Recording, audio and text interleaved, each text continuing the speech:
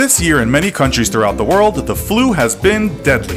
The CDC reported that in America it has been unusually active, and in January it was revealed that the virus was killing around 100 people every week in the US. In the UK, they've had the worst flu season in many years, but it's also been a global concern with countries all over Asia and Africa experiencing what many are calling one of the worst global flu outbreaks in a long time. So much so that scientists said it's imperative to create a much more effective universal influenza vaccine.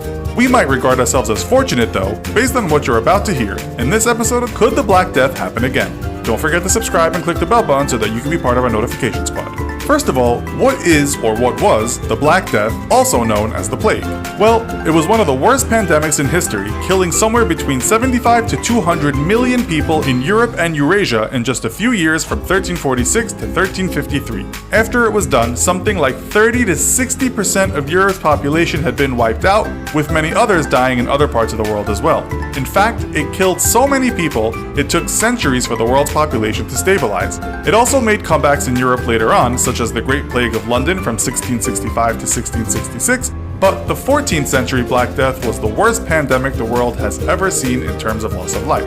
It's thought it made its way to Europe on Genoese trading ships. The ships arrived at the Sicilian port of Messina, only for those who came to greet them to be faced with a nasty surprise. Most of the occupants of the ships were either dead or dying. It's thought the ships had been to parts of Central Asia, and there it said rats carrying the bacterium Yersinia pestis came aboard the ships. Fleas on these rodents were the vectors that passed the disease to humans. Authorities in Sicily soon ordered all the death ships out of the harbor, but it was too late, and soon people all over Europe were getting infected. It spread so easily because it was airborne, which meant coughing or sneezing was enough to spread the disease around. So, what's it like to get down with a dose of Black Death? During the pandemic, an Italian poet called Giovanni Boccaccio described it like this. At the beginning of the malady, certain swellings, either on the groin or under the armpits, waxed to the bigness of a common apple, others to the size of an egg, some more and some less, and these the vulgar named plague boils. These eggs that he describes are called buboes. Once they appeared, soon after the victim would have a very high fever, usually start coughing up blood because of lung infection, and between 2 and 7 days, it was often game over. If you got it, you most likely died. But not everyone did, and true to Nietzschean philosophy, what didn't kill them made them stronger. Studies have found that those who survived became healthier.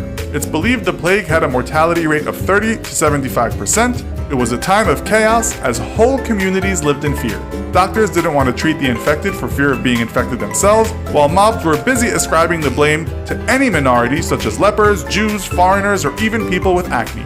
Entire Jewish communities were destroyed and thousands of Jewish people were murdered. You get the picture. This was a grim time to be European. As we said, it came back many times, but never as virulent as those years in the 1300s. What might surprise you though, is that the bubonic plague is still making appearances around the globe. It killed 10 million in China in the 19th century, more than 1,000 in Australia in the early 20th century, and over 100 in San Francisco, also in the early 19th century. It's thought that in 2017, around 202 people died in Madagascar from the pneumonic plague, according to the WHO. This was from 2,348 confirmed, probable, and suspected cases. Fewer people died, of course, because of modern medicine and healthcare. By the way, there are 3 kinds of plague: bubonic, pneumonic, and septicemic. The difference is in how it infects you, with bubonic getting your lymph nodes, hence the ugly eggs, pneumonic gets the lungs, and septicemic is an infection in the blood. You can be treated for a pneumonic plague with antibiotics, but left untreated you will surely die. Most modern cases have been in developing nations, but there have also been some cases in the USA. In fact, in 2015, 16, and 17, a handful of bubonic plague cases occurred in the country. The CDC reports that more than 80% of United States plague cases have been the bubonic form. It stated that from 2000 to 2016, around 7 cases of plague occurred in the country every year, and most of those were in the rural West and some in northern New Mexico and northern Arizona.